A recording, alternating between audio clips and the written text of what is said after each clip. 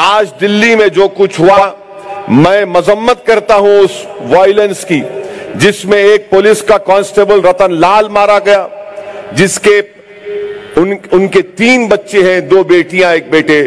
ہم اس کا مذمت کرتے ہیں. آج دلی میں جو وائلنس ہوا، جو تشدد ہوا، فرقان نامی ایک شخص کی بھی موت ہو گئی، ہم اس کی بھی مذمت کرتے ہیں. اور ہم پرائم منسٹر نریندر مودی سے، امیت شاہ سے مطالبہ کرتے ہوں منسٹر سے کہ آپ کی پولیس، دلی کی پولیس دنگائیوں کے ساتھ پتھر پھینک رہی تھی، دنگائیوں کے ساتھ پتھر پھینک رہی تھی. ہم مذمت کرتے ہیں. ہم وزیر اعظم سے مطالبہ کرتے ہیں کہ یقیناً ہمارے لیے شرمندگی کی بات ہے کہ تشدد ہوا. ایک فارن کنٹری کا ایک پریزیڈنٹ یہاں پر آتا ہے اور دلی کو آ رہا ہے، یہ تشدد ہوتا ہے، یہ ملک کے لیے شرمندگی کی بات ہے. مگر وزیر اعظم کو ہم بتانا چاہیں گے کہ آپ کا سابقہ MLA کل تقریر کر کے کہتا ہے کہ 3 دن کا ٹائم دے رہا ہوں.